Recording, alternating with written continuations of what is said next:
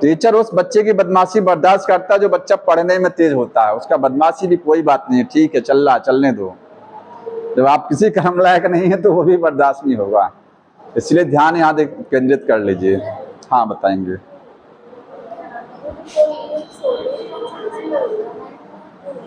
Muscular दोनों है, जो उसका पश हिंड लिम्ब है वो ज्यादा मस्कुलर है, क्योंकि जंपिंग के समय हिंड लिम्ब पर ज्यादा फोर्स लगाना पड़ता है। उछलने के लिए आप हमें को उछलना होगा तो ये पैर पर ज्यादा फोर्स लगाना पड़ेगा ना, समझ में आया? तो एक चीज और लिखिएगा, फ्रॉग की जो बॉडी है वो डॉर्सल साइड से कौन सी कलर में है? डॉर्सल साइड पर बॉडी का कलर बताएंगे, ऑलिव ग्रीन, और वेंट्रल साइड पर पेल येलो। तो कलर याद रखिएगा। ये हो गया, एनाटॉमी पढ़ लें। हाँ टेल तो नहीं होते है ना, टेल लार्वा स्टेज में होती है, उसके लार्वा में टेल मिलती है देखने को। हाइला वो फ्रॉग दूसरा है, अब बहुत ज्यादा कंफर्म तो नहीं है लेकिन टेल मेरे। हाँ बताएंगे। जो होते हैं बेटा, वो जो पानी में रहते हैं तो श्वसन किससे? गिल से, फेफड़ा नहीं होता उनके अंदर। क्या कह रहा है ये, सुने नहीं ना? तो काहे को उधर देख रहे नहीं, सामने देखो, सीधे सामने। हाँ बताइए। गिल्स होती हैं। गलत हो गया, स्किन नहीं होता है, पानी भले है, स्किन टेडपोल लार्वा में गिल से श्वसन होता है, याद रखिएगा हमेशा। उसकी स्किन इतना डेवलप नहीं है, चमड़ी इतनी बढ़िया फर्स्ट क्लास वाली नहीं है कि वो स्किन से श्वसन कर ले जाए, समझ में आया? एनाटॉमी, सबसे पहले एनाटॉमी में क्या पढ़ना है? डाइजेस्टिव सिस्टम कैसा होता है, ठीक? डाइजेस्टिव सिस्टम, इसमें सारी चीजें नहीं बताएंगे, केवल ह्यूमन आपने पढ़ रखा ना, ह्यूमन और फ्रॉग में क्या अंतर है वो समझना है आपको। हम लोगों में और फ्रॉग में अंतर क्या है, ये डिफरेंस आपको पढ़ना चाहिए, ठीक? डाइजेस्टिव सिस्टम में देखिए, माउथ में क्या देखने को मिलेगा? टीथ, ठीक है, और क्या होता है? टंग होती है ना। हमारी तरीके से फ्रॉग में दांत नहीं है, हमारी तरीके से फ्रॉग में टंग नहीं है, डिफरेंट होता है, यही समझना है, ठीक? फ्रॉग में जो टीथ होते हैं वो कैसे हैं? Only in upper jaw, only in upper jaw, केवल ऊपरी जबड़े में दांत हैं, निचले जबड़े में दांत नहीं है। और दांत दो प्रकार के होते हैं, एक मैक्सिलरी टीथ और एक होता है क्या चीज? वोमेराइन टीथ। एक दांत तो जबड़े में लगा होता है, जैसे हमारे जबड़े में दांत लगा है, और एक दांत होता है जहां टंग को, तालू जिसको बोलते हैं, तालू समझते हैं ना, ऊपर का हिस्सा जहां जीभ को टच कराते हैं, ये तो तालू में उसकी ऐसे दांती बना होता है, दांत लगे होते हैं बारीक, उसको बोलते हैं वोमेराइन टीथ। और मैक्सिलरी टीथ क्या है? जो ऊपरी जबड़े का होता है, ऊपर के जबड़े को मैक्सिला बोलते हैं, निचले के जबड़े को मैंडिबल बोलते हैं, समझ में आया? निचले जबड़े में टीथ नहीं है, तो only in the upper jaw, ऊपर के जबड़े में है। और कौन से प्रकार के हैं? मैक्सिलरी हैं, मैक्सिलरी। और एक दांत और देखने को मिलता है, वोमेराइन टीथ, वोमेराइन टीथ। तो दो प्रकार के इसमें दांत हैं, ठीक? सारे दांत एक जैसे होते हैं, हमारी तरीके से चार प्रकार के टीथ नहीं है, इंसाइजर है, कैनाइन है, तो हिंदी में क्या बोलते हैं? चवड़क, अग्र चवड़क, और ये सब है ना। तो चार प्रकार के दांत नहीं, सारे दांत एक जैसे। हमारी लाइफ में दांत, टीथ हमारे दो बार आते हैं, फ्रॉग में टीथ बार बार आते हैं, कई बार गिरते हैं, कई बार आते हैं, क्योंकि उसके जबड़े में जो टीथ लगे होते हैं वो टीथ सॉकेट में नहीं है, हमारे दांत अंदर तक हैं।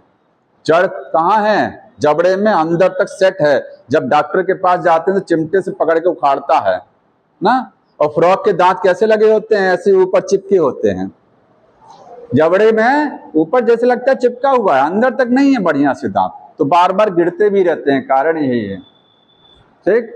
और सारे दांत एक जैसे हैं। ये हो गया। कभी भी ये टीथ जो है, फ्रॉग में टीथ, इसका भोजन को चबाने में कोई रोल नहीं है।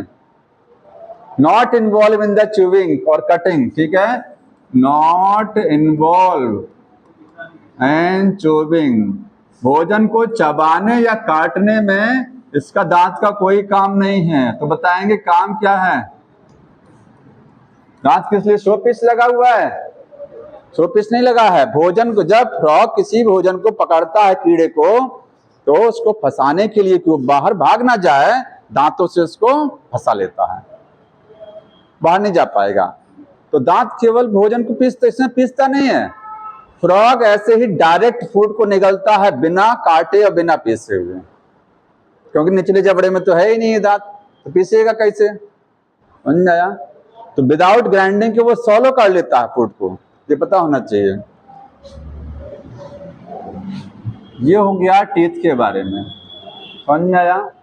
और देखिए टंग कैसी होती है। टंग जो है fixed at anterior and free at posterior. एक चीज तो ये समझिए, हमारी जीभ पीछे से जुड़ा है, आगे से फ्री है, और फ्रॉग की जीभ आगे से जुड़ी होती है और पीछे से फ्री होती है। समझ में आया? ऐसे आगे जुड़ा रहेगा, पीछे क्या रहेगा? फ्री। दूसरी खास बात क्या है टंग में? इसकी टंग कैसी होती है? स्टिकी। हमारी टंग स्टिकी नहीं है। स्टिकी का मतलब एक बार कीड़ा चिपका तो भाग नहीं पाएगा, फिर वो चिपका ही रह जाएगा। समझा? हमारी टंग स्टिकी नहीं होती है। तो ये हो गया टीथ और टंग। और क्या चीज? फ्रॉग में एक चीज और समझना है। फ्रॉग जब भोजन को निगलता है तो अपनी आंखों का भी इस्तेमाल करता है वो। जैसे हम लोग ऐसे ही पलक झपका रहे हैं ना, ऐसे ऐसे, तो फ्रॉग क्या करेगा? जब भोजन निगलना होगा, सॉलो करना होगा, तो अपनी आंखों को अंदर पुश करेगा, ऐसे धकेलेगा अंदर। तो धकेलने से यहाँ प्रेशर क्रिएट होता है एयर का। उस प्रेशर से भोजन क्या है, खाने की नली में आगे चला जाएगा। समझ में आ रहा ना? मतलब का ये क्यों बता रहे हैं? स्टेटमेंट में आता है कि frog use it's I for the सॉलोइंग of food. Frog क्या अपनी आंखों को भोजन को निगलने में यूज करता है? तो सही है। समझ में आया? आंखों को ऐसे अंदर प्रेस करेगा और भोजन अंदर जो एयर का प्रेशर रहेगा वो ज्यादा हो जाएगा, जिसकी वजह से फूड क्या हो जाएगा? सॉलो हो जाएगा। ठीक है? तो आई के बारे में एक खास बात लिखिएगा। आई यूज्ड, देखने में तो मदद ही करती हैं। Also used for सॉलोइंग of food, भोजन को निगलने में। ठीक, आंख को ब्लिंक किया तो भोजन समझ लो वो निगल लिया। ये आई हो गया। फूड पाए। अच्छा, फ्रॉग, अब डाइजेस्टिव सिस्टम पर आ जाइए। फ्रॉग कैसा है? कार्निवोर है, मांसाहारी है। क्या खाएगा? कीड़े मकोड़े, इंसेक्ट खाएगा। तो इसकी आहार नाल छोटी होगी कि बड़ी होगी? छोटी होती है। समझ में आया? याद रखिए, जितने शाकाहारी जीव हैं, भैंस हो गया, गाय हो गया, इनकी आहार नाल बड़ी होती है, क्योंकि वो पत्तियां खाते हैं, शाक खाते हैं, उसमें सेलुलोज होता है, जानते हैं सब ना। और सेलुलोज को पचाने में टाइम बहुत लगता है, इसलिए आहार नाल बड़ी होती है। जो कार्निवोर हैं, जो पूरी तरीके से मांसाहारी हैं, इनकी आहार नाल छोटी होती है लंबाई, क्योंकि ये इनमें सेलुलोज नहीं है। मीट में क्या है भाई? ये क्या खाते हैं? कार्निवोर हैं, शाकाहारी नहीं है। तो इंसेक्ट को खा रहे हैं, तो उसमें क्या है? सेलुलोज नहीं है ना।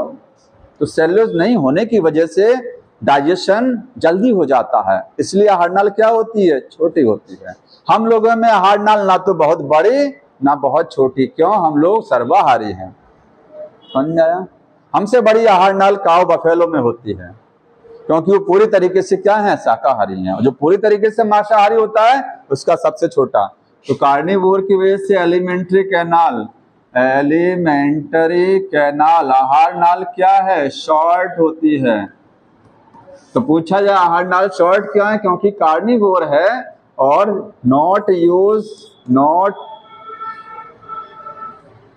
ये सेलुलोज को यूज नहीं करते हैं, भोजन में इनके सेलुलोज नहीं होता है, इसलिए डाइजेशन में समय नहीं लगता है। समझ में आ रहा है? ये हो गया। ऑसोफेगस बताएंगे, फूड पाइप, गर्दन नहीं है तो खाने की नली छोटी की बड़ी? छोटी होगी, हमसे तो बहुत छोटी होगी, क्योंकि गर्दन नहीं है तो खाने की नली तो हमारे गर्दन में ही तो जा रही है आगे तक, तो ऑसोफेगस बहुत छोटा होता है। तो अगली चीज क्या है? ऑसोफेगस। ऑसोफेगस क्या है? ये शॉर्ट है। बताएंगे खाने की नली के बाद अगला हिस्सा हमारे शरीर में क्या आता है? स्टमक, आमाशय। जैसे हमारे अंदर वैसे ही इनके अंदर, इसलिए बताना नहीं है। उसके बाद आता है छोटी आंत और बड़ी आंत। तो छोटी आंत में हमारे 3 हिस्से होते हैं, जानते हैं? बताइए कौन कौन से? ड्यूडेनम, जजुनम, इलियम हमारी आंत में। फ्रॉग में 2 ही पार्ट हैं, ड्यूडेनम है और इलियम है, जजुनम नहीं होता है। ठीक, तो लिखिएगा इन स्मॉल इंटेस्टाइन, छोटी आंत में, स्मॉल इंटेस्टाइन में कितने पार्ट मिलेंगे? ड्यूडेनम, डियोडिनम और क्या है? एंड इलियम प्रेजेंट, ये आपको देखने को मिलेगा। और क्या एब्सेंट होता है? Jejunum absent, jejunum absent.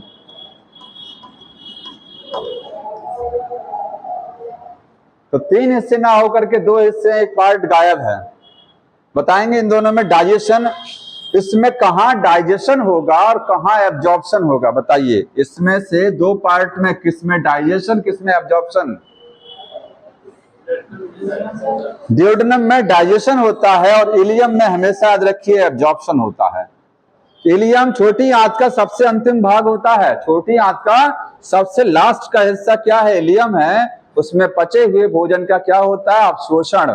अब भोजन का पाचन कहाँ होता है? हमारे आमाशय में होता है या छोटी आंत के अगले पार्ट में? अगला पार्ट कौन सा होता है? ड्यूडेनम। और एक पार्ट हमारे अंदर और क्या है? जेजुनम है। ठीक है, लार्ज इंटेस्टाइन आ जाइए, बड़ी आंत। कितने पार्ट हमारी बॉडी में? हमारी बॉडी में बड़ी आंत में कितने पार्ट? 3, सीकम, कोलन, रेक्टम होता है ना, 3 पार्ट। इसमें केवल एक ही पार्ट है, रेक्टम, ओनली रेक्टम। केवल रेक्टम देखने को मिलता है, जिसको मलाशय बोलते हैं हिंदी में। क्या बोलते हैं? मलाशय। इसके बाद एक सबसे लास्ट का जो पार्ट है जिसको क्लोएका कहते हैं, क्लोएका, जिसको बाकी जगह गुदा मिलेगा देखने को, यहाँ गुदा के स्थान पर क्या होता है? क्लोएका। मतलब यूरिन और अनडाइजेस्टेड फूड एक ही रास्ते से पास होता है, उस पार्ट को क्या बोलते हैं? क्लोएका। जैसे बर्ड्स में होता है, वो कोई बर्ड्स में भी होगा। तो हाँ, लास्ट पार्ट क्या है? लास्ट पार्ट है क्लोएका। ये डाइजेस्टिव सिस्टम से भी रिलेशन है इसका, डाइजेस्टिव सिस्टम में भी है, और ये किस में है? एक्सक्रीटरी सिस्टम में भी है, और ये रिप्रोडक्टिव सिस्टम में भी है। अगर क्वेश्चन बताइए क्लोएका कहाँ कहाँ इन्वॉल्व होता है, किस किस सिस्टम का हिस्सा है क्लोएका? तो क्लोएका डाइजेस्टिव सिस्टम का भी है, अनडाइजेस्टेड फूड को पास आउट कराएगा, यूरिन भी इसी रास्ते से आएगा, स्पर्म भी इसी रास्ते से पास आउट होंगे, तीनों सिस्टम का हिस्सा है। समझ में आया? ये डाइजेस्टिव सिस्टम में इतना ही है। एक चीज और, फ्रॉग में सैलाइवरी ग्लैंड लगभग एब्सेंट होती हैं। क्या होती हैं? एब्सेंट। लिख लीजिएगा, सैलाइवरी ग्लैंड, जिससे सलाइवा बनता है, लगभग एब्सेंट। और जो कुछ लिखा होगा बुक में वो आप सब जानते हैं, आपने ह्यूमन में सब पढ़ेंगे और पढ़े भी हैं, इसलिए मैंने वो छोड़ दिया है कि छोटी आंत में किस चीज का पाचन होता है, कौन से एंजाइम बनते हैं, वो सब जानते हैं। पेनक्रियाज होगा, फ्रॉग में होगा पेनक्रियाज, लिवर होगा ठीक है, गॉल ब्लैडर मिलेगा, वो भी मिलेगा देखने को, सब मिलता है। जो डिफरेंस है वो यहाँ मैंने बता दिया है। आगे डिफरेंस पर आएंगे, कौन सा सिस्टम पढ़ना है, इसके बाद कौन सा दिया है? रेस्पिरेटरी सिस्टम, श्वसन तंत्र, फ्रॉग में रेस्पिरेशन कितनी कैसे कैसे होता है?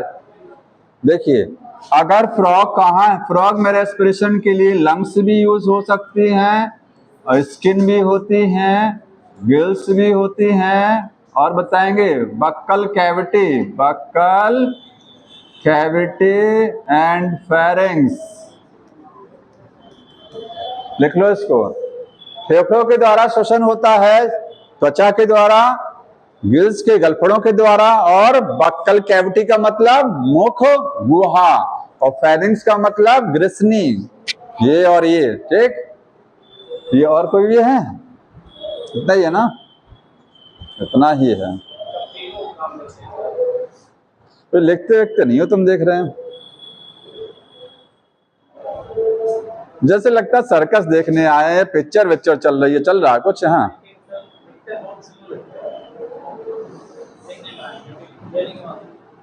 चलिए भाई, जैसी मर्जी। तो ये 4 पार्ट हैं। लंग्स के द्वारा श्वसन होगा, इसको बोलते हैं पल्मोनरी श्वसन। क्या बोलेंगे? Pulmonary respiration. अगर फेफड़ों के द्वारा हो रहा है तो उसके लिए टर्म यूज किया जाता है पल्मोनरी रेस्पिरेशन। स्किन के द्वारा होगा तो क्यूटेनियस। क्या बोलेंगे? Cutaneous respiration.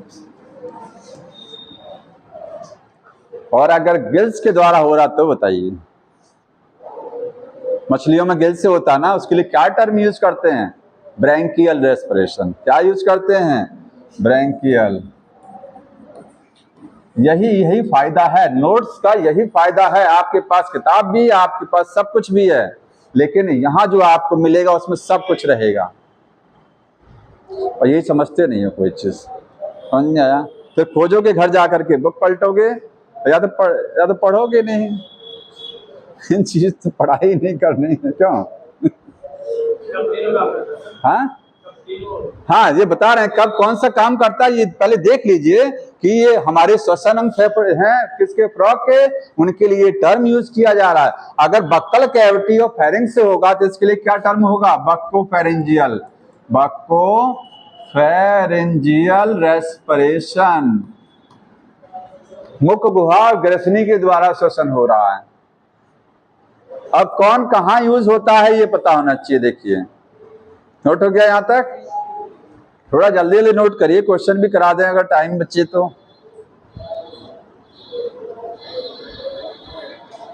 अगर नहीं लिख पाते ना, शॉर्ट हैंड सीख लीजिए। शॉर्ट हैंड जानते हो ना, डॉक्टर चलता रहेगा शॉर्ट हैंड, ठीक। बहुत जल्दी जल्दी लिख लेंगे उससे। देखिए, अगर फ्रॉग कहाँ है? लैंड पर है, तो बताएंगे क्या क्या यूज करेगा? धरती पर क्या क्या यूज करेगा? लैंड पर वो अपने फेफड़े, लंग्स के द्वारा होगा। बक्कल कैविटी मतलब 1 नंबर और 4 नंबर को यूज करेगा जब फ्रॉग कहाँ है? लैंड पर है, स्थल पर, ठीक। स्किन को यूज नहीं करेगा, ध्यान रखिएगा, क्योंकि स्किन वाटर में यूज होती है और बरो में होती है। अगर फ्रॉग कहाँ है? इन बरो, जमीन के अंदर है, तो जमीन के अंदर है तो वो इसमें से केवल स्किन यूज करेगा, ओनली स्किन। बताएंगे कारण क्या है, क्यों लंग्स यूज नहीं करता है। त्वचा तो नहीं यूज कर सकता है क्योंकि त्वचा केवल पानी में यूज होती है। पानी इंटर करना चाहिए त्वचा से, तभी होगा त्वचीय श्वसन। तो बरो के अंदर, बिल के अंदर वो केवल स्किन, सॉरी, हाँ मेरी बात सुनिए, स्किन जो मैं बोल रहा हूं ये सही है। बरो के अंदर कारण सुन लीजिए, कारण क्या है? फ्रॉग की स्किन पूरी तरीके से जैसे मॉइस्ट रहती है ना, जब वो वाटर में रहेगा तो बाहर से वाटर इंटर करेगा, ठीक। लेकिन लैंड पर अगर है तो इसकी जो स्किन है, बरो में खासकर बता रहा हूँ, स्किन जो है वो मॉइस्ट रहती है ना। स्किन क्या रहती है? मॉइस्ट। इसलिए यूज करता है क्योंकि बरो के अंदर खाना उपलब्ध नहीं होता ज्यादा, बिल के अंदर खाना नहीं होता है। फ्रॉग चलता फिरता तो है नहीं, आराम से सुप्तावस्था में पड़ा हुआ है, तो एनर्जी कैसे मिलेगा भाई? फूड तो इतना उपलब्ध नहीं है। अगर वो लंग्स को यूज करेगा बरो के अंदर, तो लंग्स को यूज करने के लिए तो ज्यादा एनर्जी खर्च करना पड़ेगा, तो ये तो यूज नहीं करेगा। गिल्स, चूंकि एडल्ट फ्रॉग में गिल्स है ही नहीं है तो गिल्स तो यूज नहीं कर सकता है। बचा क्या चीज, बचा बक्कल कैविटी। तो बक्कल कैविटी को भी यूज नहीं करता है, क्योंकि बक्कल कैविटी जानते हैं क्या होता है, कैसे करता बताऊं, कोई करके बताइए। बक्कल कैविटी से फ्रॉग कैसे रेस्पिरेशन करता है। जब फ्रॉग को देखे होंगे ऐसे, ये ऐसे हिलाता रहता है, ये हिस्सा, ये हवा भरेगा पूरे मुंह में अपने, इसके बाद इस हिस्से को हिलाएगा, ऐसे ऊपर नीचे ऐसी टर्न मारता है, ये ऊपर नीचे होता है, तो इसका मतलब वो क्या है, रेस्पिरेशन फ्रॉग। ठीक है, बक्कल कैविटी, लैंड पर ये रेस्पिरेशन होता है इस तरीके से, लैंड पर स्किन नहीं करेंगे, बहुत नॉमिनल, लेकिन आंसर होगा तो लैंड पर आंसर नहीं दिया जाएगा कि स्किन से होता, नहीं, स्किन से लैंड पर आंसर नहीं होता है। आंसर किस में होगा, या तो वाटर में स्किन है और या तो क्या है, बरो में। बरो में केवल यही ऑप्शन ही है, और कोई ऑप्शन भी तो नहीं है। तीनों वाला, हाँ तीनों किस में है, तीनों यहाँ है।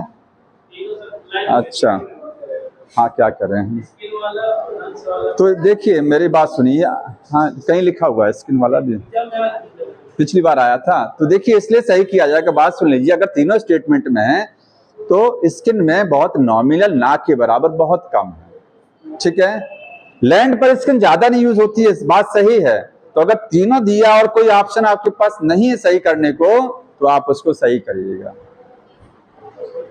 तब सही किया जाएगा, अगर कोई और ऑप्शन नहीं है उसमें। ठीक है, क्वेश्चन दिखाइएगा तो मैं बताऊंगा, अभी आएगा आपके पास, पिछले साल का भी देखिएगा, हो सकता देखिए इसमें क्वेश्चन, ऐसी बात नहीं है, आएगा। यहां तक समझ में आ गया, रेस्पिरेशन खत्म। ठीक, आगे देखिए, रेस्पिरेशन के बाद क्या पढ़ना है, circulatory system. Circulatory system, blood circulatory system. Frog को हार्ट, फ्रॉग में क्या चीज देखने को मिलेगी, हार्ट होता है, फ्रॉग में क्या है, ब्लड है, और फ्रॉग में क्या है, लिम्फ है। हार्ट को अभी पढ़ना, हार्ट में कितने chamber, 2 atria and 1 ventricle. 2 atria में 3 चैम्बर का हार्ट है, 2 एट्रिया एंड 1 वेंट्रिकल।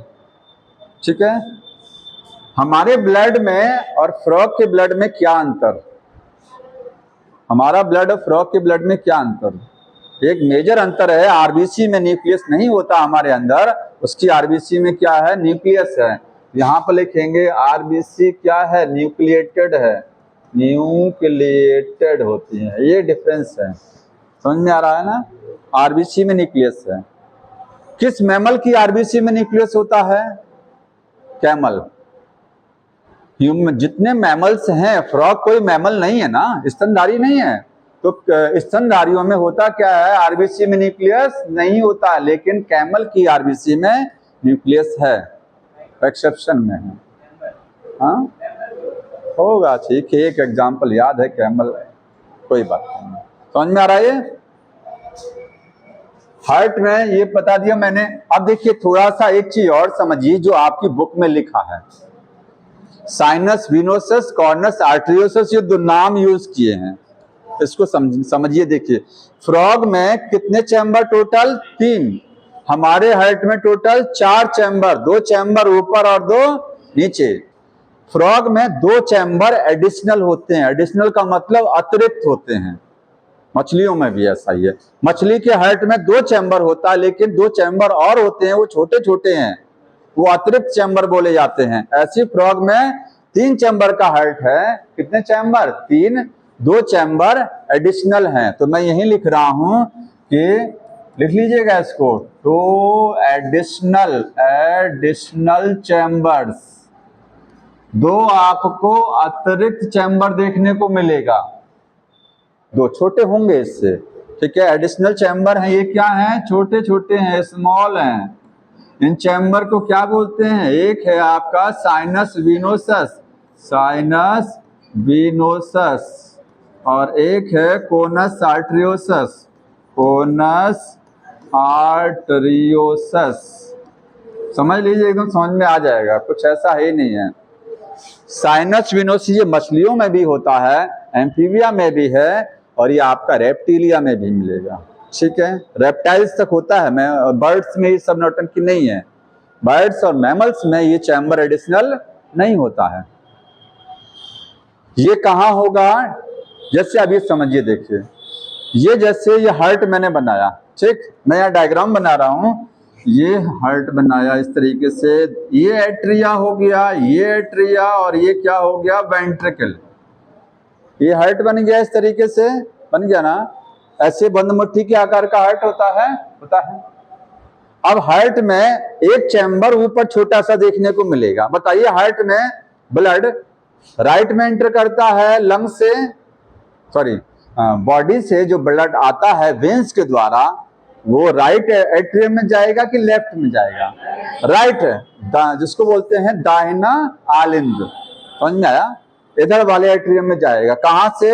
ये ब्लड यहां आएगा तो ये आपका वेना केवा से आएगा। किससे आएगा? वेना केवा, समझ में आया? और वेना केवा दो वैरायटी, सुपीरियर वेना केवा और इंफीरियर, ये जानते हैं ना। ऊपरी हिस्से से जो ब्लड आ रहा है वो सुपीरियर से आएगा, निचले हिस्से से जो आ रहा है वो ब्लड इंफीरियर से, दोनों जुड़ करके एक ट्यूब बन जाएगा मेन वेना केवा। ये राइट एट्रियम में ब्लड को भेजेंगी, ठीक है। लेकिन फ्रॉग में क्या होता है, या मछलियों में या रेप्टाइल्स में, ब्लड वेना केवा से डायरेक्ट राइट एट्रियम में नहीं जाएगा।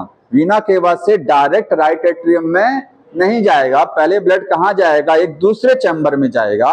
उस चैम्बर को बोलते हैं साइनस वेनोसस। तो साइनस वेनोसस ये है, एक एक्स्ट्रा चैम्बर है ये वाला, यही है साइनस वेनोसस। ये कहां लगा होता है? राइट एट्रियम के डॉर्सल साइड पर। राइट एट्रियम के डॉर्सल का मतलब ऊपर, या आप कह सकते हैं हार्ट के डॉर्सल पर है। हार्ट के ऊपर लगा है ना, तो हार्ट के ऊपर है तो डॉर्सल साइड, हार्ट के नीचे होता है तो वेंट्रल साइड। समझ में आ रहा है? तो यहां लिखेंगे ये क्या है? डॉर्सल साइड है, dorsal side of heart. Heart की डॉर्सल साइड पर लगा होगा। कनेक्ट किससे रहेगा? Connect to right atrium. Right atrium से कनेक्शन है। डायग्राम यहां बना लीजिएगा। वेना केवा से ब्लड पहले कहां जाएगा? साइनस वेनोसस में, उसके बाद कहां जाएगा? राइट एट्रियम में, उसके बाद वेंट्रिकल में जाएगा, इसके बाद बताएंगे यहां से कहां जाएगा? यहां से कहां जाएगा ब्लड? लंग्स में जाएगा। तब बताओ कहां जाएगा? बॉडी में जाएगा भाई। यहां से ब्लड कहां जाएगा? बॉडी में जाएगा कि नहीं जाएगा? और एक ब्लड कहां जाएगा? लंग्स में जाएगा। समझ में आया ना? एक ब्लड, जैसे हमारे में पार्टीशन है ये।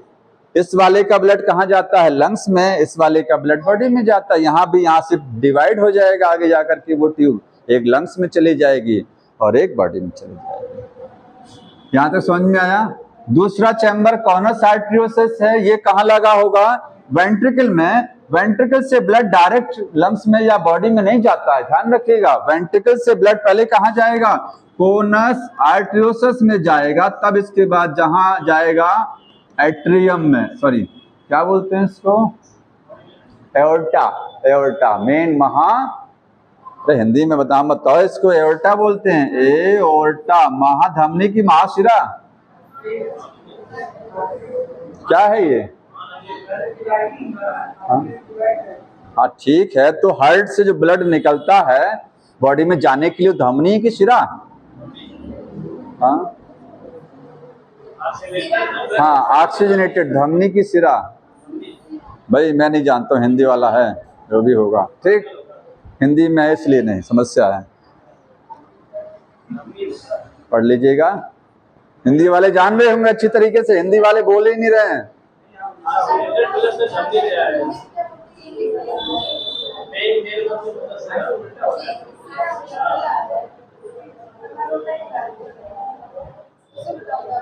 एओर्टा से जाएगा, आर्टरीज में जाएगा सीधे, ठीक है। मेन आर्टरी है एओर्टा, वो डिवाइड करेगी किसमें? आर्टरीज में। आर्टरी डिवाइड करेंगे आर्टरियोल में, ये चीज होती है। हाँ एक चीज और समझिए, ये ब्लड मिक्स होता है क्योंकि पार्टीशन ना होने की वजह से ये ब्लड क्या है? मिक्स है। हमारी बॉडी में प्योर और इम्प्योर, ऑक्सीजनेटेड, डीऑक्सीजनेटेड क्या है, अलग अलग है, यहाँ सब कुछ एक में चलता है, ये चीज ध्यान रखना है। तो कौन, हाँ फिर से ये समझ लीजिए, यहां से ब्लड आया, वीना केवा से गया साइनस विनोसस में, साइनस विनोसस से राइट एट्रियम में गया, राइट एट्रियम से किस में गया, यहाँ गया ना, और क्या वेंट्रिकल में नहीं जाता ब्लड, क्या जाता होगा, ये देखिए, माने एट्रियम से ब्लड कहाँ चला जाएगा, ब्लड एट्रियम से वेंट्रिकल में ही तो आएगा, नहीं आएगा, ठीक। और देखिए इसके बाद यहाँ ब्लड आया, यहाँ ब्लड पहले से होगा कि नहीं होगा, कुछ होगा, ये ब्लड कहाँ जाएगा, ये जाएगा आपके लंग्स, पहले जाएगा इसमें जाएगा, ठीक है, कौन सा छोटा सा यही लगा होता, कुछ नहीं है, ये भले आपको लग रहा है कि ये दूर है, दूर नहीं है, इसी से चैम्बर चिपका होता है, वेंट्रिकल से ही निचली साइड पर एक चैम्बर लगा होता है, छोटा सा अटैच है, जिसको क्या बोलते हैं, कॉनस आर्टरियोसिस, फिर वहां से एक लंग्स के लिए, एक बॉडी के लिए। अब आप ये सोच रहे होंगे कि इसमें ब्लड मिक्स कैसे हो रहा है, देखिए इधर से ऑक्सीजनेट डीऑक्सीजनेटेड ब्लड आ रहा है ना, जाएगा, हाँ लेफ्ट एट्रियम में जाएगा, यहां से देखिए लेफ्ट, अच्छा लेफ्ट एट्रियम में ब्लड कहां से आएगा, ये सोचिए, लेफ्ट एट्रियम में ब्लड जाता है कि आता है, लंग से ब्लड आता है, लंग से ब्लड आता है, तो लंग से ब्लड जब यहाँ आएगा ऑक्सीजनेटेड, यहाँ से डीऑक्सीजनेटेड, दोनों ब्लड जब यहाँ इंटर करेंगे तो क्या हो जाएंगे, मिक्स, भाई यहाँ से डीऑक्सीजनेटेड, लंग से ऑक्सीजनेटेड आया, दोनों ब्लड यहाँ मिल गया, और यही मिक्स ब्लड बॉडी में फिर सर्कुलेट हो रहा है, किसके द्वारा, ये भाई वेंट्रिकल में, वेंट्रिकल से तो ब्लड पंप होता है बॉडी में, तो वेंट्रिकल से जो ब्लड जाएगा वो कैसा जाएगा, मिक्स जाएगा, क्योंकि इधर वाले एट्रिया से ऑक्सीजनेटेड आ रहा था, इधर वाले एट्रिया से डीऑक्सीजन, दोनों मिल गया जाकर के, समझ में आ रहा है चीज, और क्या, इसीलिए फ्रॉग कोल्ड ब्लडेड है, फ्रॉग कोल्ड ब्लडेड है, कारण यही है कि फ्रॉग की बॉडी में जो ब्लड पहुंचता है उस ब्लड में ऑक्सीजन ज्यादा नहीं होती है,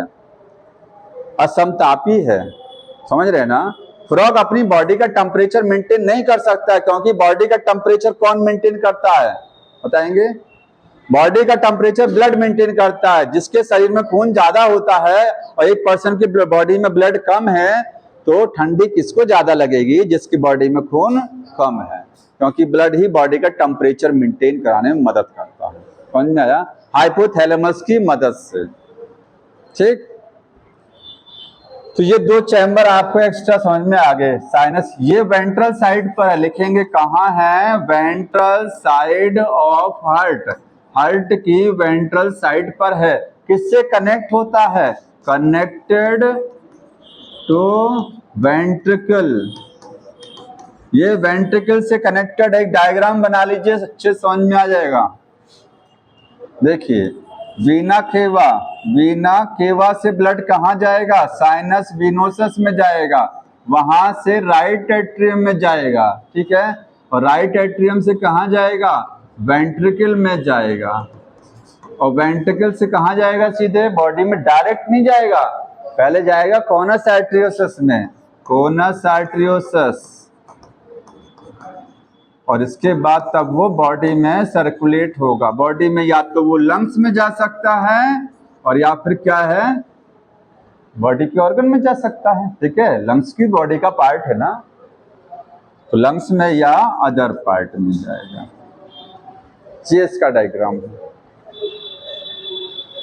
समझ में आ गया,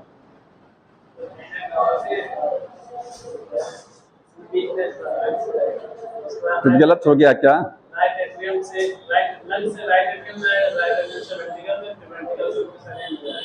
हाँ क्या कह रहे हैं, हमने सुन लीजिए, हमने इसमें एक चीज नहीं दिखाई, लेफ्ट एट्रियम का जिक्र नहीं किया ना, मैंने यहाँ लेफ्ट एट्रियम नहीं लिखा है कि लेफ्ट एट्रियम से ब्लड हार्ट में सॉरी लंग से ब्लड हार्ट में कैसे आता है, वो आता है किससे, लेफ्ट एट्रियम के, तो वो नहीं लिखा मैंने, क्योंकि मैंने सीधा रास्ता बना दिया, वही तुम कह रहे हो, वो मैंने नहीं लिखा है, उसको दिखाना भी नहीं है, समझ में आया? हमको जिक्र किसका करना है? हमको ये चैम्बर समझाने थे आपको, ये चैम्बर कहाँ लगे होते हैं ये समझना है। वेंट्रिकल की लोअर सरफेस पर ये चैम्बर, और राइट एट्रियम की डॉर्सल साइड पर ये चैम्बर। ये वाला चैम्बर क्या करेगा? राइट एट्रियम में ब्लड भेजेगा। ये वाला चैम्बर क्या करेगा? बॉडी में ब्लड भेजेगा। बस, ठीक। हाँ, कार्बन डाइऑक्साइड क्या करें बताइए? हर चीज को वो मत समझ लेना कॉकरोच। क्या पिछली बार क्या था वो? कॉकरोच। ये हर चीज को कॉकरोच, फ्रॉग है ये, कॉकरोच नहीं है। ये कार्बन डाइऑक्साइड निकालता है बॉडी से। अरे ब्लड छोड़ दीजिए, शरीर में जो ब्लड जा रहा है उसमें ऑक्सीजन की मात्रा और कार्बन डाइऑक्साइड की मात्रा लगभग बराबर है। आप सोच के बताइए, आपके शरीर में जो ऑक्सीजनेटेड ब्लड जाता है, हार्ट के द्वारा पंप किया जाता है, क्या उसमें कार्बन डाइऑक्साइड नहीं रहती है? रहती है, बहुत कम रहती है, ऑक्सीजन ज्यादा है। लेकिन फ्रॉग में लगभग बराबर, लगभग बराबर, इसीलिए कहते हैं मिक्स है। वो मिक्स तो हमारे अंदर भी है, लेकिन वो ना के बराबर मिक्सिंग है। अगला सिस्टम कौन सा है? थोड़ा लाइन से देख के बताइए जल्दी से। रेस्पिरेटरी सिस्टम हो गया, सर्कुलेटरी, एक्सक्रीटरी ना।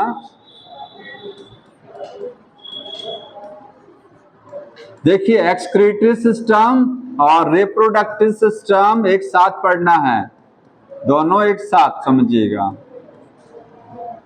बताएंगे एक्सक्रीशन किससे होगा? फ्रॉग में एक्सक्रीटरी प्रोडक्ट क्या है? यूरिया। उत्सर्जी पदार्थ क्या होता है? यूरिया, ठीक है। Urea excretory product.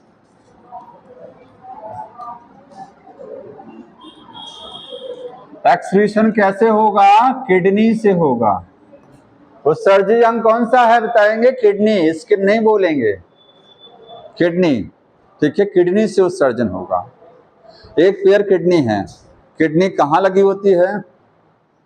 जहां लगनी चाहिए, ठीक है। जैसे हमारे शरीर में किडनी कहाँ है? पीछे की साइड में है, ऐसी वहां होती है। समझ में आया? हाँ, ये पूछा जाए कि टेस्टिस कहाँ लगे होते हैं, तो किडनी के ऊपर टेस्टिस लगा होता है।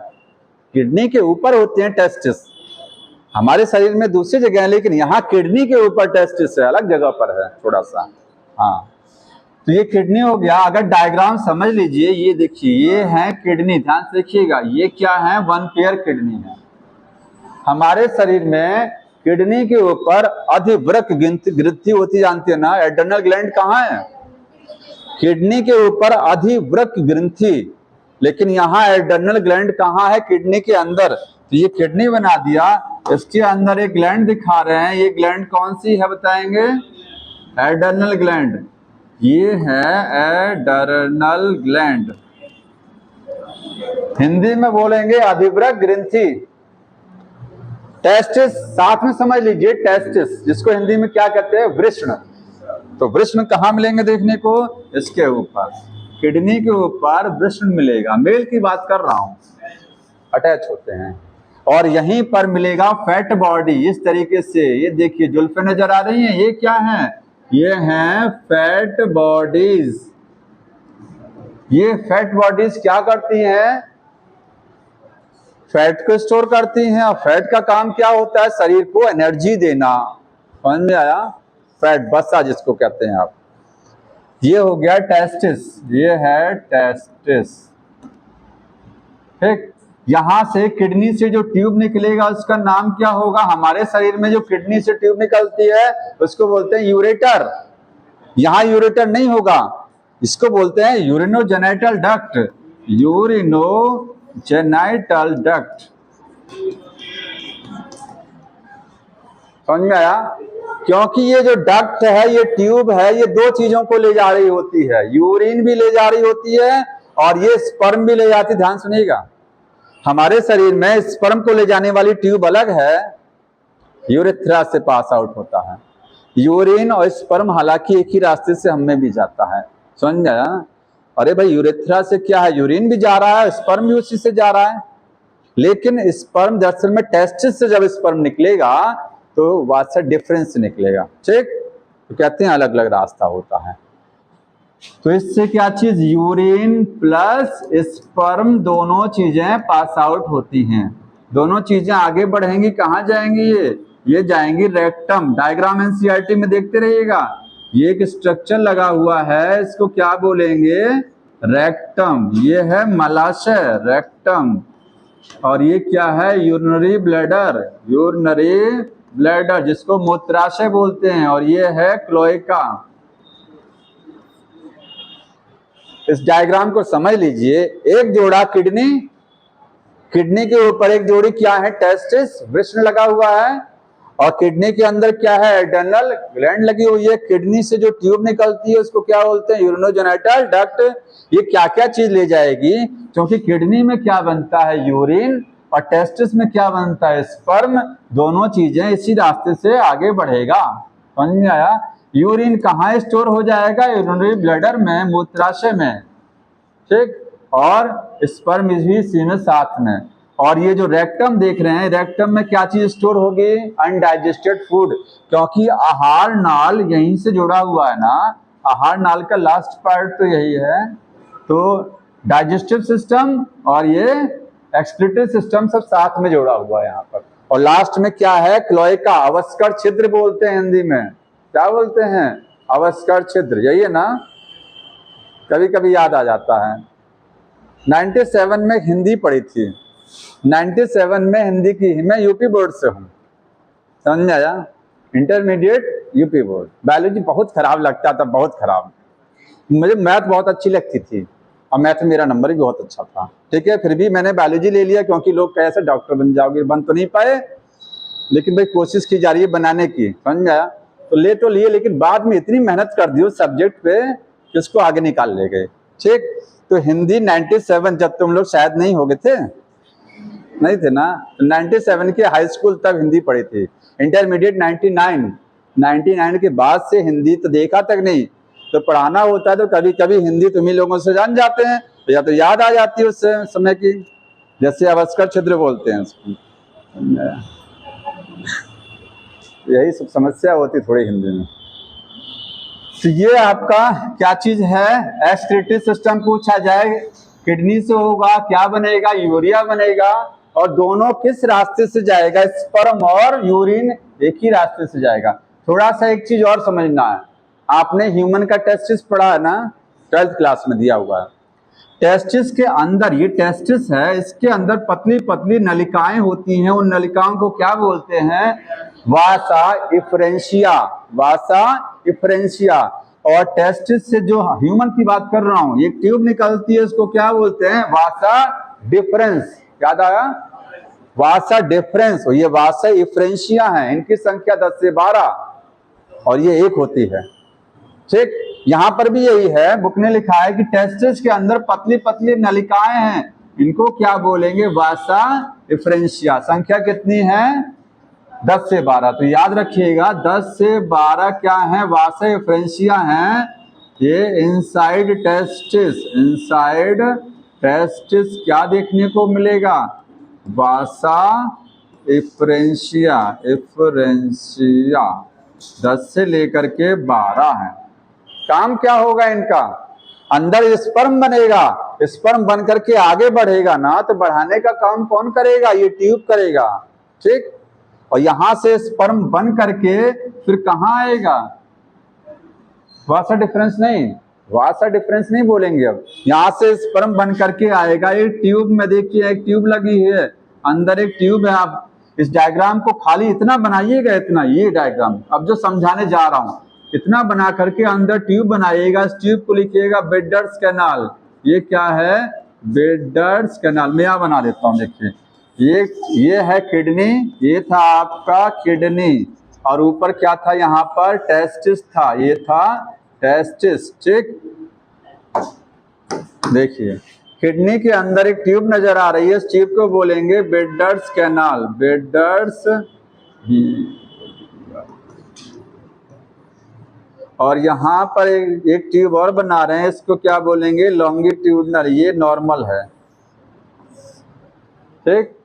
ये भी एक ट्यूब है, इसको आप लॉन्गिट्यूडनल डक्ट बोल सकते हैं, लॉन्गिट्यूडनल डक्ट। नाम याद रखने की जरूरत नहीं, नाम केवल इसका याद पूछ रखिएगा, ये पूछा जाता है, अभी मैं समझा रहा हूं, ठीक है। और ये आपस में कनेक्शन देख रहे हैं, ये ट्रांसवर्स डक्ट है। यहां से ट्यूब निकलेगी, इस ट्यूब को क्या बोलेंगे, वो नाम लिखा गया ना, यूरिनोजेनिटल डक्ट। कहने का मतलब ये है टेस्टिस में जो भी कुछ बन रहा है वो बन करके ट्यूब के रास्ते निकलेगा, उन ट्यूब को बोलेंगे वासा एफरेंशिया। और यही चीज देखिए थोड़ा दूर बन गया है, ये इतना दूर नहीं होता, ये सटा होता है टेस्टिस किडनी से, समझ में आया। इसके बाद यहाँ से जो मटेरियल बन करके क्या निकलेगा, स्पर्म निकलेंगे। वो स्पर्म कहाँ जाएंगे, वो जाएंगे बेडर्स कैनाल में। तो याद रखिए वो कहाँ जा रहे हैं, बेडर्स कैनाल में। किडनी में क्या बनता है, यूरिन। वो यूरिन बन करके किस ट्यूब में आएगा, ये लंबी वाली ट्यूब देख रहे हैं बगल में, इसमें आएगा। किडनी में जो यूरिन बना वो बनने के बाद इस ट्यूब में आएगा, तो इस ट्यूब में लिखेंगे यूरिन होगा इसमें, और इस वाले में क्या रहेगा, यहाँ रहेगा स्पर्म, बना लीजिएगा, इसमें रहेगा। मतलब दो लाइन खींच करके, एक लाइन पर लिखिए बेडर्स कैनाल, एक साइड में लिखिए लॉन्गिट्यूडनल डक्ट। इसमें बोलेंगे क्या चीज रहेगी, यहाँ बोलेंगे यूरिन। इसमें क्या रहता है, इसमें यूरिन रहेगा। ये यूरिन यहाँ से बन करके कहाँ जाएगा, देखते रहिएगा, ये कहाँ जाएगा, बेडर्स कैनाल में, सॉरी बेडर्स कैनाल का स्पर्म, बेडर्स कैनाल का यूरिन नहीं, बेडर्स कैनाल में जो स्पर्म है वो स्पर्म यहाँ आएंगे और ये कहाँ निकल जाएंगे, बाहर। बताने का मकसद ये था, क्वेश्चन आता है क्या बेडर्स कैनाल में यूरिन होता है, क्या इसमें यूरिन देखने को मिलता है, यूरिन नहीं होता है। बेडर्स कैनाल ऐसी ट्यूब है जो टेस्टिस से स्पर्म को रिसीव करके अपने अंदर रखी रहती है। फिर ये स्पर्म कहाँ जाते हैं, ये स्पर्म यूरिन के साथ मिलते हैं। यूरिन किस में आया, इसमें आया, ठीक है, यहाँ से। तो लॉन्गिट्यूडनल डक्ट में यूरिन है, दोनों एक साथ मिल जाएंगे, तो यहाँ यूरिनोजेनिटल डक्ट। इसमें स्पर्म रहता है केवल, डेड नहीं। हाँ तो ना, यूरिन में मिलने के बाद में स्पर्म डेड नहीं होता है, उसका ना भले एसिडिक है, एक ही रास्ते से पास आउट होता है। और वैसे भी तो अलग अलग टाइम पर ह्यूमन में देखिए, उस रास्ते से एक बार में या तो यूरिन पास आउट होगा या तो स्पर्म, दोनों कभी एक टाइम पर पास नहीं होते, चीज पता होना चाहिए, ठीक। ये मेल रिप्रोडक्टिव सिस्टम, ये आपका किडनी भी खत्म हो गया और मेल रिप्रोडक्टिव सिस्टम भी खत्म हो गया। अब इसके बाद देखेंगे फीमेल रिप्रोडक्टिव सिस्टम। बताएंगे फीमेल रिप्रोडक्टिव सिस्टम में क्या क्या होना चाहिए, 1 पेयर ओवरी होना चाहिए, और क्या होना चाहिए, 1 पेयर ओविडक्ट होना चाहिए, ठीक है। यहाँ पर भी है, डायग्राम देखेंगे। फीमेल में जो किडनी है, ये क्या है, किडनी है। किडनी के पास में आपको डायग्राम बुक में देखते रहिएगा, ऐसे करके बनाया हुआ है। किडनी के पास में उसने क्या बनाया है, ऐसे। ये क्या है जानेंगे, ओवरी है। और ये क्या है, देखिए किडनी, ध्यान से देखिएगा, एक जोड़ा किडनी, फीमेल की बात चल रही है, फीमेल फ्रॉग, एक जोड़ा किडनी। किडनी के पास में आपको ये ओवरी दिख रही है। वहां मेल में टेस्टिस कहाँ था, ऊपर था, यहाँ ओवरी कहाँ है, अगर ये किडनी है तो ये ओवरी ऐसे साइड में है, ठीक। इसके बाद ओवरी से हम जानते हैं फैलोपियन ट्यूब। हमारे शरीर में ओवरी से क्या जुड़ा होता है, अंडवाहिनी। इसमें अंडवाहिनी डायरेक्ट नहीं जुड़ा होता है, फैलोपियन ट्यूब दूर होता है। कहाँ है, देखो बुक ने बनाया है, यहाँ पर कहीं ले जा करके है, इस तरीके से। ये देखिए, ये बनाया फैलोपियन ट्यूब का अगला हिस्सा, फनल शेप, और ये बनाया फैलोपियन ट्यूब, देखते रहिएगा। ये इधर की फैलोपियन ट्यूब ऐसे, ये अंडवाहिनी है। क्या बनाया मैंने, ये अंडवाहिनी, ठीक है। अब आप कहेंगे ओवरी तो यहाँ है, अंडाशय, तो अंडा बन करके यहाँ कैसे जाएगा, अंडा बन करके यहाँ एंट्री कैसे करेगा, तभी तो आगे बढ़ेगा, ठीक है। तभी ये क्या है, ये आगे जाएगा, बढ़ेगा। लेकिन यहाँ से यहाँ कैसे जाएगा, डायरेक्ट कनेक्ट, ह्यूमन में तो डायरेक्ट कनेक्शन होता ना, ह्यूमन में ओवरी से डायरेक्ट कनेक्ट रहती है ओविडक्ट, लेकिन यहाँ डायरेक्ट नहीं, थोड़ा दूर है। तो जानते हैं कैसे जाएगा? ये ओविडक्ट जो देख रहे हैं ये सीलिएटेड होती है, आपने पढ़ा भी है। ओविडक्ट कैसी होती है? सीलिएटेड, इसमें सीलिया अंदर लगे होते हैं, इसमें ऐसे ऐसे मूवमेंट होता है, इस तरीके से मूव करती है, और ओवम को यहाँ से जब अंडा निकलेगा तो अंडा जैसे यहाँ पहुंचेगा इस अंडे को ये क्या करेगी? जैसे ही खींच लेगी। ठीक, समझ में आया? और खींचने के बाद में ये ओवम आगे बढ़ेगा, ये है ओविडक्ट। यहाँ तो समझ में आया? फीमेल में ये क्या चीज है? किडनी है। तो किडनी से जो ट्यूब निकलेगा इसको यूरिनोजेनिटल डक्ट नहीं बोलेंगे, इसको अब यूरेटर कहा जाएगा, क्योंकि किडनी का रास्ता अलग और रिप्रोडक्टिव सिस्टम का रास्ता अलग हो गया। वहां एक ही रास्ते से स्पर्म और यूरिन जा रहा था, यहाँ अलग अलग रास्ता। तो यहाँ पर ये हो गया यूरेटर है। ठीक है, ये आगे जहां जाएगा वो देख लीजिएगा। ये यूरेटर हो गया, ये रिप्रोडक्टिव सिस्टम का ओविडक्ट हो गया। एक लाइन बुक ने लिखा है, वो मैं लिख दे रहा हूं, लिखा हुआ है there is no functional connection between ovary and kidney. पढ़िए, ये लिखा है ना पैराग्राफ में, दूसरी लाइन ये लिखी गई होगी, there is no functional connection between the ovary and kidney. Kidney लिखा ना? हाँ ठीक, ओवरी में और किडनी में कोई फंक्शनल कनेक्शन नहीं है। फंक्शनल, देखिए कनेक्शन स्ट्रक्चरल तो है, क्योंकि किडनी के ऊपर ही तो ओवरी लगा है, ध्यान सुनिए, इस किडनी के ऊपर ही ये अंडाशय लगा है, तो स्ट्रक्चरल कनेक्शन तो है इसका। स्ट्रक्चरल का मतलब दोनों की स्ट्रक्चर क्या है? पास पास में है, दोनों सटे हुए हैं, स्ट्रक्चरल है, लेकिन दोनों का फंक्शनल कनेक्शन नहीं है। दोनों का एक दूसरे से काम में कोई लेना देना नहीं है, काम अलग अलग है भाई, समझ में आया? जैसे फंक्शनल कनेक्शन का मतलब कि इसमें से जो यूरिन बनेगा वो यूरिन अलग रास्ते से जाएगा, इसका रास्ता अलग है, इसका रास्ता अलग है, इसका काम करने का अलग तरीका, इसका अलग, समझ रहे हैं ना? ये यूरिन को यहां से निकालेगी और ये अंडे को यहां से निकालेगा। तो फंक्शन के बेसिस पर इनका रास्ता अलग अलग है, फंक्शन के बेसिस पर कोई एक दूसरे से तालमेल नहीं है, कोई कनेक्शन नहीं है। जबकि मेल वाले में कनेक्शन था, मेल वाले में किडनी के ऊपर ही तो टेस्टिस लगा हुआ था, तो वहां स्ट्रक्चरल कनेक्शन भी था। और क्या बात है, मटर गश्ती करने आते हैं क्या? नहीं ना, पढ़ लीजिए। तो स्ट्रक्चरल कनेक्शन तो है यहाँ, लेकिन फंक्शनल नहीं है, काम में कोई लेना देना नहीं है, काम में कोई समझौता नहीं कर रहे हैं, ये अलग अलग तरीके से काम हो रहा है ना, दोनों के रास्ते अलग अलग हैं, तो फंक्शनल कनेक्शन नहीं है। समझ में आया? अगर कहा जाए इसका मतलब क्या है, तो इसका मतलब है कि यूरिन अलग रास्ते से जाएगा और ओवा अलग रास्ते से जाएगा, सेपरेट है दोनों का रास्ता। ठीक, ये हो गया मेल। एक चीज और पढ़िएंगे, देखिए अब चैप्टर खत्म हो रहा है। लिखा हुआ है कि फ्रॉग में सेक्सुअल डाइमॉर्फिज्म होती है, ये बात सही है कि नहीं बताएंगे? सेक्सुअल डाइमॉर्फिज्म का मतलब लैंगिक द्वैरूपता, मेल और फीमेल बाहर से देख करके पहचाना जा सकता है कि ये मेल फ्रॉग है, फीमेल। कैसे पहचानेंगे? मेल का साइज छोटा होगा, देख लीजिए, मेल फ्रॉग छोटा साइज, फीमेल फ्रॉग बड़ा साइज।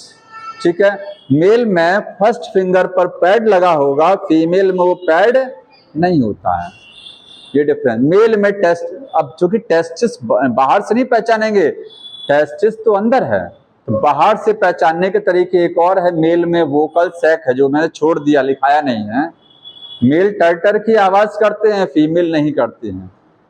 ठीक, वोकल सेक्स होता है फीमेल को अट्रैक्ट कराने के लिए, ये छूट गया थोड़ा सा, बस यही है। हम बताइए, खत्म नहीं हुआ, अभी है और कुछ? अरे बहुत कुछ बकिया था, ये बता रहा हूँ, हमको दे दो जी। विच आर फाउंड क्या है on the upper part of the kidney double, ये पेरिटोनियम कह रहे हैं ना, पेरिटोनियम बता यही ना, कोई बात नहीं, मीजो आर्कियम लिखा है। एक चीज और समझिए, ये किडनी था, ये क्या चीज थी, किडनी। यहाँ मेल में क्या होता है, टेस्टिस। टेस्टिस किडनी से कैसे कनेक्ट रहता है, टेस्टिस, ये किडनी है, इसके ऊपर टेस्टिस लगा है, दोनों कैसे कनेक्ट हैं, तो एक दोहरा झिल्ली होता है, दोहरा झिल्ली, डबल वॉल, वॉल होती है, डबल लेयर की वॉल है, उसको बोलते हैं मीजो आर्कियम, बुक में लिखा है, ठीक। तो testis remain connected to the kidney by a double layer wall, इसको बोलेंगे मीजो आर्कियम। समझ में आया? तो मीजो आर्कियम मेल में देखने को मिलता है, याद रखिएगा, मेल में हो गया। फ्रॉग एक बार में फीमेल फ्रॉग कितने अंडे देती है, 2000 से 3000 अंडे देती है, ठीक है, ये हो गया। फर्टिलाइजेशन बाय होगा कि आंतरिक, निषेचन बाय होता है, क्योंकि वाटर में है, मेल और फीमेल अपने अपने गैमीट को रिलीज करेंगे, फर्टिलाइजेशन बाहर होगा। डेवलपमेंट कैसा होगा, इनडायरेक्ट, मतलब लार्वा रहेगा बीच में, लार्वा रहेगा, ठीक है। हाँ, थोड़ा नर्वस सिस्टम को देख लीजिए, फ्रॉग का नर्वस सिस्टम बहुत कुछ नहीं है, हमारा इसमें क्या अंतर है। नर्वस सिस्टम में दो पार्ट है, सेंट्रल नर्वस सिस्टम और पेरिफेरल। सेंट्रल नर्वस सिस्टम के दो पार्ट, ब्रेन और स्पाइनल कॉर्ड। ब्रेन में कितने हिस्से, 4 brain, mid brain, hind brain. Frog में भी यही चीज है, फ्रॉग में जो 4 ब्रेन है, क्या है, फ्रॉग में 4 ब्रेन, दूसरा है मिड ब्रेन, तीसरा क्या है, हाइंड ब्रेन। हिंदी में क्या बोलेंगे इसको, अग्र मस्तिष्क, पश्च मध्य और पश्च मस्तिष्क, ठीक। 4 ब्रेन में कितने हिस्से, जितने हमारे में हैं उतने इसमें भी हैं, जितने पार्ट हमारे अंदर उतने इसमें। कौन कौन से पार्ट हैं, सेरेब्रम, सेरेब्रम 1 पेयर, सेरेब्रम एक होता है लेकिन उसमें आधा आधा होता है, सेरेब्रम एक है लेकिन 2 पार्ट में है, सेरेब्रल हेमिस्फीयर बोलते हैं। और क्या है, ऑल्फैक्टरी लोब्स, ऑल्फैक्टरी लोब। और बताएंगे क्या चीज है वो, मेरे क्या नाम बताइए, एक नाम लिखा हुआ है, मेडुला ऑब्लिंगेटा ना, नहीं मेडुला नहीं, वो तो पश्च का है, डायंसिफ्लॉन, डायंसिफ्लॉन, डायंसिफ्लॉन, डायंसिफ्लॉन, ठीक। मिड ब्रेन में ऑप्टिक लोब्स, ऑप्टिक लोब्स। और हाइंड ब्रेन के 3 पार्ट, कौन कौन सा, पोन्स, मेडुला और सेरिबेलम, सेरिबेलम। बुक ने ये नहीं लिखा है, यही छोड़ा है शायद ना, पोन्स भी होता है, 3 पार्ट हमारे अंदर, 3 पार्ट इसमें। फ्रॉग में क्या नहीं होता, तब तो सब कुछ हमारे अंदर जो है वही फ्रॉग में है, तो क्या अंतर है हमारे दिमाग में और फ्रॉग में। देखिए, दो हेमिस्फीयर होते हैं ना, 4 ब्रेन में कितने हेमिस्फीयर, 2, हमारे अंदर दोनों हेमिस्फीयर नीचे से जुड़े रहते हैं एक कनेक्शन के द्वारा, उस कनेक्शन को क्या बोलते हैं, इस कनेक्शन को क्या बोलते हैं, दिमाग, दोनों साइड का दिमाग नीचे बीच में जुड़ा हुआ है, कॉर्पस कैलोसम। तो फ्रॉग में वो नहीं होता है, मतलब सेरिब्रम में कॉर्पस कैलोसम नहीं है, फ्रॉग में दोनों हेमिस्फीयर को जोड़ने वाला कनेक्शन नहीं है, तो फ्रॉग में कोऑर्डिनेशन की क्षमता ज्यादा नहीं है। कोऑर्डिनेशन समझते हैं, ये क्या करता है, ये कोऑर्डिनेशन का मतलब समन्वय। देखिए, आपके दिमाग के 2 हिस्से, एक इधर और एक इधर होता है ना, दोनों जब कोई आप चीज सोचते हैं, थिंक करते हैं, तो ये वाला दिमाग कुछ सोच रहा है, ये कुछ सोच रहा है, दोनों फाइनलाइज करते हैं ना, दोनों दिमाग, दोनों साइड का ब्रेन क्या है, फाइनलाइज करके तब डिसीजन होता है। फ्रॉग में ऐसा कोई सिस्टम नहीं है, फ्रॉग में ये दिमाग, माइंड कुछ सोच रहा है, ये माइंड कुछ सोच रहा है, तो फाइनल एक तरीके से कोऑर्डिनेशन नहीं हो पाता है। कभी कभी आप फ्रॉग के पास जाएंगे, तुरंत वो जंप नहीं करता है, जाके देखिएगा, डंडा ले जाइए ऐसे उसको मुंह तक ले जाइए, फिर भी वो जंप नहीं करेगा, सोचेगा मैं कहाँ जाऊं, नहीं करता जंप ना। कभी कभी ऐसा हो जाता है, क्योंकि कोऑर्डिनेशन नहीं कर पाता, सोच नहीं पाता मैं क्या करूं, क्योंकि ये दो ब्रेन अलग अलग चल रहे होते हैं, उसमें दोनों में कनेक्शन ही नहीं है बीच में, तो कनेक्शन ही गायब है। कनेक्शन समझ रहे हैं ना, ये ब्रेन के बीच का कनेक्शन होता है, हमारे अंदर होता है, ये सब में है, फ्रॉग में नहीं है। ठीक, कोऑर्डिनेशन नहीं कर पाता ढंग से। और क्या अंतर है, आपने नर्व्स पढ़ी है ना, क्रेनियल नर्व्स, क्रेनियल नर्व्स और स्पाइनल नर्व्स, हिंदी में शायद कपाल तंत्रिकाएं, और स्पाइनल को क्या बोलते हैं, रीढ़ तंत्रिकाएं होती है ना, हाँ ऐसी कुछ, रीढ़ रज्जु कुछ भी जो भी है। तो क्रेनियल नर्व्स कितना है, 10 जोड़ी है, और स्पाइनल नर्व्स कितनी है, 10 जोड़ी है। हमारे अंदर ये 12 जोड़ी और ये 31 जोड़ी होता है। क्रेनियल 12 जोड़ी और स्पाइनल नर्व्स 31 जोड़ी। क्रेनियल नर्व्स क्या है, वो नर्व्स जो ब्रेन से निकलती हैं, और स्पाइनल नर्व्स क्या है, स्पाइनल कॉर्ड से निकलती हैं। 31 जोड़ी हमारे अंदर होती हैं। ये डिफरेंस होता है नर्वस सिस्टम में। और कोई सिस्टम बचा है? हाँ हाँ, सेंस वाला समझ लीजिए, बहुत अच्छा है। एक और चीज समझिए, लिख लिए हैं सबने ना, इसके बाद ये फिनिश करें, कल क्वेश्चन कराएंगे इसके। 5 मिनट और रुकिएगा, रुक जाइए 5 मिनट अभी। सेंसरी सिस्टम समझ लीजिए, 5 मिनट का काम है, इसके बाद क्वेश्चन कल करिएगा। पूरा चैप्टर पढ़ के आइएगा कल, ठीक। देखिए, सेंसरी सिस्टम, सेंसरी का मतलब समझते हैं, बाहर के वातावरण को समझना। तो हमारे अंदर 5 सेंस ऑर्गन होते हैं, संवेदी अंग, सबको पता है ना, 5। आई हो गया, नोज हो गया और स्किन, ये सब। इसमें क्या क्या है, इसमें भी आई मिलेगा देखने को, इसमें भी ईयर है, ईयर भी है ना, टिम्पैनम है ना, और क्या है इसमें, टंग, और क्या है, स्किन, और बताएंगे। अब बुक में 2 लाइन लिखा है, उसको पढ़ के बता दीजिए। वही मेन है, ये तो सब जान रहे हैं, वही मेन है, वही मैं समझा दे रहा हूं। उसमें सेंसरी पैपिला लिखा गया होगा, पढ़िए थोड़ा सा। ला हम पढ़ते हैं जी भाई।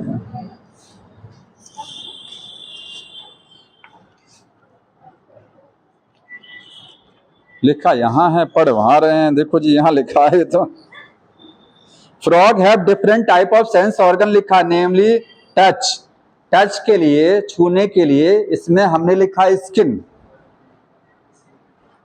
यहां लिखा हुआ टच के लिए sensory papilla.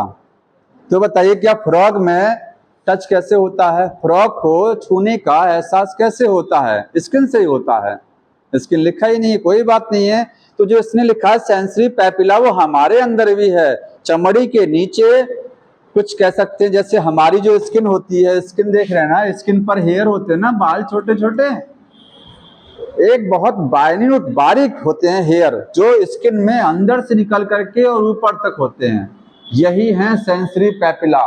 They are minute hair like structure present inside the skin, skin में अंदर भी रहेगा और स्किन से थोड़ा सा बाहर भी निकला रहेगा, यही होता है। ये फ्रॉग में स्किन के अंदर है, तो स्किन भले नहीं लिखा है, उसने लिखा सेंसरी पैपिला, तो आप लिखेंगे स्किन में किससे होगा, बाय सेंसरी पैपिला।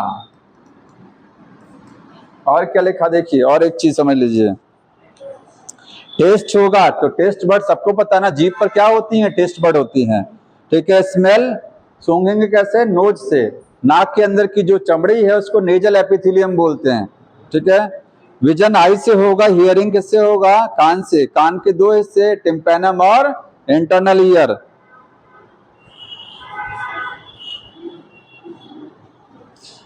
इसमें एक चीज लिखा है, ध्यान सुनिए, आई और आंख और कान फ्रॉग के ये बढ़िया डेवलप होते हैं, आंख और कान बहुत अच्छा डेवलप होता है, बाकी सारी स्ट्रक्चर उतनी अच्छी डेवलप नहीं होती है, मतलब फ्रॉग को उतना बढ़िया टेस्ट नहीं आता जितना बढ़िया टेस्ट खाने में हमको आता है, समझ आ रहा है।